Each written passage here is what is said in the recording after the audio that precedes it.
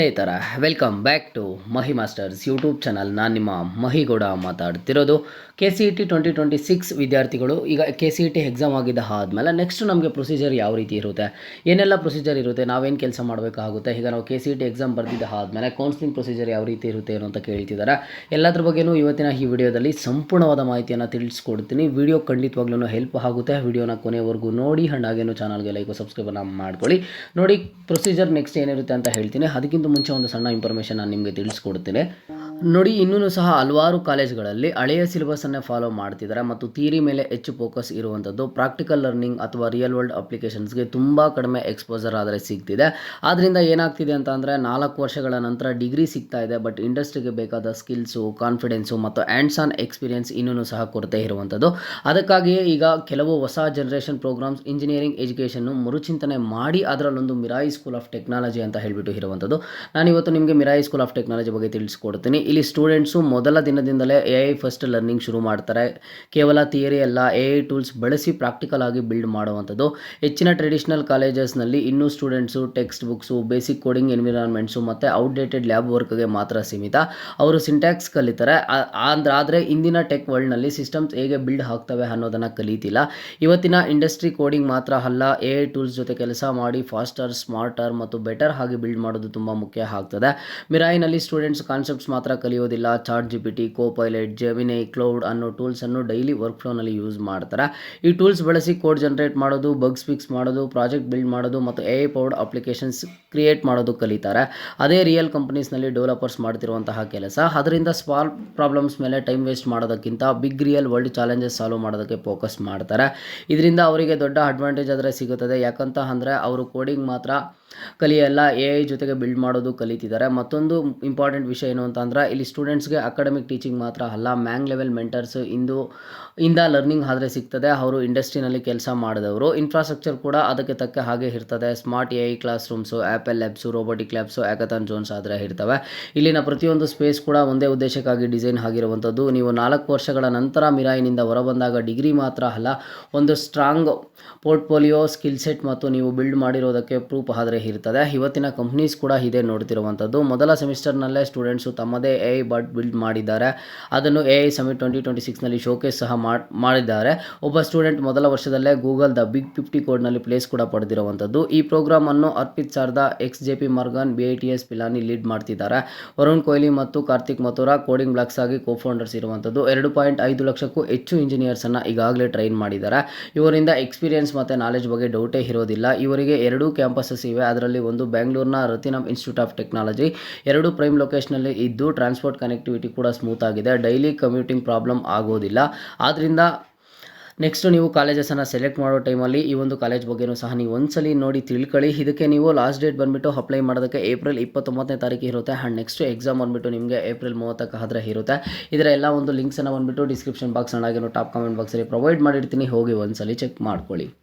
ಈಗ ನಾವು next back to video ಕಡೆಗೆ ಬರೋದಾದರೆ, ಈಗ ನೀವು KCET ಎಕ್ಸಾಮನ್ನು ಬರೀತೀರಾ. ನೆಕ್ಸ್ಟು KCET ಎಕ್ಸಾಮ್ ಬರೆದಿದ್ದ ಆದಮೇಲೆ ನಿಮ್ಮ ಒಂದು ಪ್ರೊಸೀಜರ್ ಏನಿರುತ್ತೆ ಅಂತ ಅಂದರೆ, ನೋಡಿ ಮೊದಲಿಗೆ ಎಕ್ಸಾಮ್ ಬರೀತೀರಾ. ಎಕ್ಸಾಮ್ ಬರೆದು ಬಂದಿದ್ದ ಆದಮೇಲೆ ನಿಮಗೆ ಒಂದು ರಿಸಲ್ಟ್ ಅನ್ನುವಂಥದ್ದನ್ನು ಅನೌನ್ಸ್ ಮಾಡ್ತಾರೆ. ಇದೇ ಒಂದು ವೆಬ್ಸೈಟಲ್ಲಿ KE ಅವರು ನಿಮ್ಮ ಒಂದು KCETದು ರಿಸಲ್ಟನ್ನು ಅನೌನ್ಸ್ ಮಾಡ್ತಾರೆ.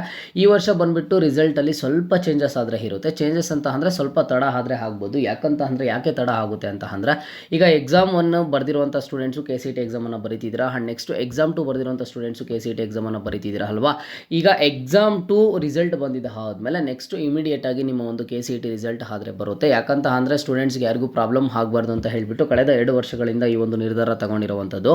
ಈಗ ಎಕ್ಸಾಮ್ 2 ರಿಸಲ್ಟ್ ಬಂದಿದ್ದಾದಮೇಲೆ KCET ಒಂದು ರಿಸಲ್ಟನ್ನು ಅನೌನ್ಸ್ ಮಾಡ್ತಾರೆ. ಅನೌನ್ಸ್ ಮಾಡಿದಾಗ ಎಕ್ಸಾಮ್ 1 ಎಕ್ಸಾಮ್ 2 ಎರಡು ಸ್ಟೂಡೆಂಟ್ಸ್ಗೂ ಸಹ ತುಂಬ ಹೆಲ್ಪ್ ಆಗುತ್ತೆ ಫಸ್ಟ್ ರೌಂಡ್ ಆಫ್ ಕೌನ್ಸಿಲಿಂಗ್ ಅಂತ ಹೇಳಿಬಿಟ್ಟು ಈ ಒಂದು ನಿರ್ಧಾರ ತಗೊಂಡಿರುವಂಥದ್ದು. ನೆಕ್ಸ್ಟ್ ನಿಮಗೆ ರಿಸಲ್ಟ್ ಆದರೆ ಬರುತ್ತೆ. ರಿಸಲ್ಟ್ ಯಾವ ಒಂದು ಬೇಸಿಸ್ ಮೇಲೆ ಕೊಡ್ತಾರೆ ಅಂತ ಅಂದರೆ, ನಿಮ್ಗೀಗ ಥಿಯರಿ ಮಾರ್ಕ್ಸ್ ಏನು ಬಂದಿದೆ ಅದರ ಒಂದು ಮಾರ್ಕ್ಸನ್ನು 50% ಕನ್ಸಿಡರ್ ಮಾಡಿ, ಜೊತೆಗೆ ನಿಮ್ಮ ಒಂದು KCETದಲ್ಲಿ ಯಾವ ರೀತಿ ಪರ್ಫಾರ್ಮೆನ್ಸನ್ನು ಮಾಡಿದ್ದೀರಾ ಅಂತ ಹೇಳಿ ನಿಮಗೆ ರ್ಯಾಂಕಿಂಗನ್ನು ಅನೌನ್ಸ್ ಮಾಡ್ತಾರೆ.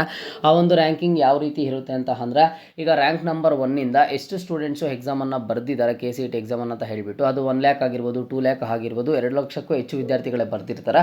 ಈ ರೀತಿಯಾಗಿ ಒಂದು ರ್ಯಾಂಕಿಂಗನ್ನು ಅನೌನ್ಸ್ ಮಾಡ್ತಾ ಹೋಗ್ತಾರೆ. ನಿಮ್ಮದು ಎಷ್ಟು ರ್ಯಾಂಕ್ ಬಂದಿದೆ ಅಂತ ನಿಮಗೆ ಗೊತ್ತಾಗುತ್ತೆ. ಅಲ್ಲಿ ಬಂದುಬಿಟ್ಟು ರ್ಯಾಂಕ್ ನಿಮಗೆ ಗೊತ್ತಾಗುತ್ತೆ. 1 ಲಕ್ಷ ಬಂದಿದೆಯಾ, 10,000 ಬಂದಿದೆಯಾ, 5,000 ಬಂದಿದೆಯಾ, 2,000 ಬಂದಿದೆಯಾ ಏನು ಅಂತ ಹೇಳಿಬಿಟ್ಟು ರ್ಯಾಂಕ್ ಆದರೆ ಬರುತ್ತೆ.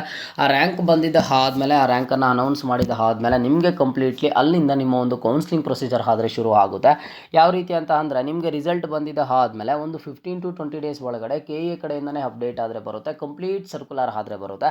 ಕಂಪ್ಲೀಟ್ ಸರ್ಕ್ಯುಲರ್ ಬಂದುಬಿಟ್ಟು ನಿಮ್ಮ ಕಾಲೇಜ್ ಸೆಲೆಕ್ಷನ್ ಒಂದು ಪ್ರೊಸೀಜರ್ ಏನಿದೆ, ನಿಮ್ಮ ಒಂದು ಕೌನ್ಸ್ಲಿಂಗ್ ಪ್ರೊಸೀಜರ್ ಬಂದುಬಿಟ್ಟು ರೌಂಡ್ 1, ರೌಂಡ್ 2, ರೌಂಡ್ 3 ಅಂತ ಹೇಳಿಬಿಟ್ಟು 3 ರೌಂಡ್ಸಲ್ಲಿ ಕೌನ್ಸ್ಲಿಂಗನ್ನು ನಡೆಸ್ಕೊಡ್ತಾರೆ. 3 ರೌಂಡಕ್ಕೂ ಸಹ ಅದರದೇ ಆದ ಸಪ್ರೇಟ್ ರೂಲ್ಸ್ ಆದರೆ ಇರುತ್ತೆ. ಅದನ್ನು ನೀವು ನೀಟಾಗಿ ನೋಡ್ಕೋಬೇಕು. ಅದನ್ನು ನಾನು ನಿಮಗೆ ಸಪ್ರೇಟಾಗಿ ವೀಡಿಯೋಸ್ ಅಪ್ಡೇಟ್ ಮಾಡಿ ತಿಳಿಸ್ಕೊಡ್ತೀನಿ. ಈಗ ಜಸ್ಟ್ ನೀವು ತಿಳ್ಕೊಳ್ಳಿ ಯಾವ ರೀತಿ ಇರುತ್ತೆ ಏನು ಅಂತ ಹೇಳಿಬಿಟ್ಟು. ಅಲ್ಲಿ ಕೊಟ್ಟಾಗ ಒಂದು ವೆರಿಫಿಕೇಷನ್ ಸ್ಲಿಪ್ ಅಂತ ಸಿಗುತ್ತೆ. ನಿಮಗೆ ಒಂದು ಸ್ಲಿಪ್ಪನ್ನು ಬಿಡ್ತಾರೆ ಲಿಂಕಲ್ಲಿ. ಇದೇ ಒಂದು ವೆಬ್ಸೈಟಲ್ಲೇ ಎಲ್ಲ ನಿಮಗೆ ಅಪ್ಡೇಟ್ಸ್ ಬರುವಂಥದ್ದು ವೆರಿಫಿಕೇಷನ್ ಸ್ಲಿಪ್ ಅಂತ ಬರುತ್ತೆ. ಏನು ಆ ವೆರಿಫಿಕೇಷನ್ ಸ್ಲಿಪ್ಪು ಅಂತ ಅಂದರೆ ಕೌನ್ಸ್ಲಿಂಗ್ಗೆ ಬೇಕಾದ ಕೆಲವೊಂದಿಷ್ಟು ಡೀಟೇಲ್ಸು ಅಲ್ಲಿ ನಿಮಗೆ ಕಾನ್ಫಿಡೆನ್ಷಿಯಲ್ ಡೀಟೇಲ್ಸ್ ಇರುತ್ತೆ. ಸೀಕ್ರೆಟ್ ಕೀ ಆಗಿರ್ಬೋದು, ಪಾಸ್ವರ್ಡ್ ಆಗಿರ್ಬೋದು, ಈ ರೀತಿಯಾಗಿ ಬರುತ್ತೆ. ಆ ಒಂದು ಕಾನ್ಫಿಡೆನ್ಷಿಯಲ್ ಡೀಟೇಲ್ಸು ನಿಮಗೆ ಇದೇ ಒಂದು KE ವೆಬ್ಸೈಟಲ್ಲಿ ಸಿಗುತ್ತೆ. ನೀವು ಜಸ್ಟ್ ಏನು ಮಾಡ್ತೀರಾ ಅಂತ ಅಂದರೆ ಆ ವೆರಿಫಿಕೇಷನ್ ಸ್ಲಿಪ್ ಓದು ಲಿಂಕ್ ಬಿಟ್ಟಾಗ ಅದರ ಮೇಲೆ ಕ್ಲಿಕ್ ಮಾಡಿ ಆ ಒಂದು ಸ್ಲಿಪ್ಪನ್ನು ಡೌನ್ಲೋಡ್ ಮಾಡ್ಕೋತೀರಾ. And next first round of counselling ಯಾವಾಗ ಸ್ಟಾರ್ಟ್ ಆಗುತ್ತೋ ಆ ಫಸ್ಟ್ ರೌಂಡ್ ಆಫ್ ಕೌನ್ಸ್ಲಿಂಗ್ಗೆ ನೀವು ಅಟೆಂಡ್ ಮಾಡೋದಕ್ಕೆ ಒಂದು ಕಾಲೇಜಸನ್ನು ಏನು ಸೆಲೆಕ್ಷನ್ ಮಾಡ್ತೀರಾ, ಆಪ್ಷನ್ ಎಂಟ್ರಿ ಮಾಡ್ತೀರಾ. ಆ ಒಂದು ಟೈಮಲ್ಲಿ ನಿಮಗೆ ಏನಾಗುತ್ತೆ ಅಂತ ಅಂದರೆ ಅಲ್ಲಿ ನಿಮಗೆ ಎಲ್ಲ ಒಂದು ಡೀಟೇಲ್ಸನ್ನು ಕೊಟ್ಟು ಎಂಟ್ರಿ ಆದಾಗ ಅಲ್ಲಿ ಡಿಸ್ಪ್ಲೇ ಆಗುತ್ತೆ. ನೀವು ನೀಟಾಗಿ ಆಪ್ಷನ್ ಎಂಟ್ರಿಯನ್ನು ಆದರೆ ಮಾಡ್ತಾ ಹೋಗ್ತೀರಾ. First round of counselling, second round of counselling, third round of counselling ಅಂತ ಹೇಳಿ 3 ರೌಂಡ್ಸ್ ಆಫ್ ಕೌನ್ಸ್ಲಿಂಗನ್ನು ಇರುತ್ತೆ. ಈ ಒಂದು ಫಸ್ಟ್ ರೌಂಡಲ್ಲಿ ಏನು ಮಾಡ್ತೀರಾ, ಕಾಲೇಜಸನ್ನೆಲ್ಲ ಸೆಲೆಕ್ಟ್ ಮಾಡ್ತೀರಾ. ಅದಾಗಿದ್ದಾದಮೇಲೆ ನಿಮಗೆ ಫಸ್ಟ್ ರೌಂಡ್ದು ರಿಸಲ್ಟ್ ಬರುತ್ತೆ, ಯಾವ ಕಾಲೇಜು ಸಿಕ್ಕಿದೆ ಏನು ಅಂತ ಹೇಳಿಬಿಟ್ಟು. ಸೊ ಈ ರೀತಿಯಾಗಿರುತ್ತೆ ಪ್ರೊಸೀಜರ್ ಅಂತೂ ಡಿಫ್ರೆಂಟಾಗಿ ಫಸ್ಟ್ ರೌಂಡ್ಗೂ, ಸೆಕೆಂಡ್ ರೌಂಡ್ಗೂ, ಥರ್ಡ್ ರೌಂಡ್ಗೂ ಅಲ್ಲಿ ನಿಮ್ಗೆ ಇರುವಂಥದ್ದು ನಾನು ಅದರ ಬಗ್ಗೆ ತಿಳಿಸ್ಕೊಡ್ತಾನೆ ಇರ್ತೀನಿ. ಜಸ್ಟ್ ನೀವು ಸದ್ಯಕ್ಕೆ ಇಷ್ಟನ್ನು ತಿಳ್ಕೊಳ್ಳಿ. ನಮಗೆ ರಿಸಲ್ಟು ಈಗ ನೆಕ್ಸ್ಟ್ ಎಕ್ಸಾಮ್ 2 ಬಂದಿದ್ದ ಆದಮೇಲೆ KCETದು ರಿಸಲ್ಟ್ ಬರುತ್ತೆ, ರ್ಯಾಂಕಿಂಗ್ ಅನೌನ್ಸ್ ಆಗುತ್ತೆ. ಆ ರ್ಯಾಂಕಿಂಗ್ ಅನೌನ್ಸ್ ಆಗಿದ್ದಾದಮೇಲೆ ಕೌನ್ಸ್ಲಿಂಗ್ ಸ್ಟಾರ್ಟ್ ಆಗುತ್ತೆ ಅಂತ ಹೇಳಿ ಇಷ್ಟನ್ನು ತಿಳ್ಕೊಂಡಿರಿ. ಆ ಒಂದು ಕೌನ್ಸ್ಲಿಂಗ್ ಟೈಮಲ್ಲಿ ಏನೇನು ಮಾಡಬೇಕು ಏನು ಅಂತ ಹೇಳಿ ನಾನು ನಿಮಗೆ ಮತ್ತೆ ಸಪ್ರೇಟಾಗಿ ಎಲ್ಲ ಥರದ ವೀಡಿಯೋಸನ್ನು ಮಾಡಿ ತಿಳಿಸ್ಕೊಡ್ತೀನಿ. ಕಳೆದ 3 ವರ್ಷಗಳಿಂದ ನಾನು ಅಪ್ಡೇಟ್ಸನ್ನು ಕೊಡ್ತಿರುವಂಥದ್ದು ಖಂಡಿತವಾಗ್ಲೂ ನಿಮಗೆ ಹೆಲ್ಪ್ ಆಗುತ್ತೆ. ಎಲ್ಲ ಥರದ ಅಪ್ಡೇಟ್ಸ್ ಸಿಗುತ್ತೆ. ಫಸ್ಟ್ ರೌಂಡ್ ಯಾವ ರೀತಿ, ಸೆಕೆಂಡ್ ರೌಂಡ್ ಯಾವ ರೀತಿ, ಥರ್ಡ್ ರೌಂಡ್ ಯಾವ ರೀತಿ ಅಂತ ಹೇಳಿಬಿಟ್ಟು. ಈವನ್ ನಿಮಗೂ ಈಗ KCETದು ರ್ಯಾಂಕಿಂಗ್ ಚೆನ್ನಾಗಿ ಬಂದಿಲ್ಲ, ನಿಮ್ಮ ಒಂದು ರಿಸಲ್ಟ್ ಚೆನ್ನಾಗಿ ಬಂದಿಲ್ಲ ಅಂತಂದ್ರೂ ನೀವು ಯಾವ ರೀತಿ ಕಾಲೇಜಸನ್ನು ಸೆಲೆಕ್ಟ್ ಮಾಡಬೇಕು ಏನು ಅಂತ ಹೇಳಿಬಿಟ್ಟು. ಆ್ಯಂಡ್ ಇನ್ನೊಂದು ತುಂಬ ಮ್ಯಾಟರ್ ಏನಾಗುತ್ತೆ ಅಂತ ಅಂದರೆ ಈಗ ನಿಮ್ಮ ರಿಸಲ್ಟ್ ಬಂದಿದ್ದ ಆದಮೇಲೆ ನಿಮ್ಮ ಒಂದು ರ್ಯಾಂಕಿಂಗ್ಗೆ ತಕ್ಕಂತೆ ಇರುವಂಥ ಕಾಲೇಜಸನ್ನು ಸೆಲೆಕ್ಟ್ ಮಾಡಿಲ್ಲ ಅಂತ ಅಂದರೆ KE ಮುಖಾಂತರ ನೀವು ಸೀಟನ್ನು ಪಡ್ಕೊಳ್ಳೋದು ಕಷ್ಟ ಇರುತ್ತೆ. ಅದನ್ನು ಯಾವ ರೀತಿ ಅನಲೈಸ್ ಮಾಡಬೇಕು, ಯಾವ ರೀತಿ ನೀವು ಮನೆಯಲ್ಲಿ ಹೋಮ್ವರ್ಕನ್ನು ಮಾಡಿದ್ರೆ ಕಾಲೇಜಸನ್ನು ಯಾವ ರೀತಿ ಸೆಲೆಕ್ಟ್ ಮಾಡೋದಕ್ಕೆ ನಿಮ್ಗೆ ಹೆಲ್ಪ್ ಆಗುತ್ತೆ ಏನು ಅಂತ ಹೇಳಿಬಿಟ್ಟು ತಿಳಿಸ್ಕೊಡ್ತೀನಿ. ಪ್ರತಿಯೊಬ್ಬರೂ ಸಹ ಚಾನಲ್ಗೆ ಲೈಕ್ ಸಬ್ಸ್ಕ್ರೈಬನ್ನು ಮಾಡ್ಕೊಳ್ಳಿ. ಇದು ಇವತ್ತಿನ ಮಾಹಿತಿ ಆಗಿತ್ತು. ಮುಂದೆ ಎಲ್ಲ ರೀತಿಯ ಹೆಚ್ಚಿನ ಅಪ್ಡೇಟ್ಸ್ ಜೊತೆಗೆ ಸಿಗ್ತಾ ಇರೋಣ. ಅಲ್ಲಿಯ ತನಕ take care and keep watching Mahi masters for more updates.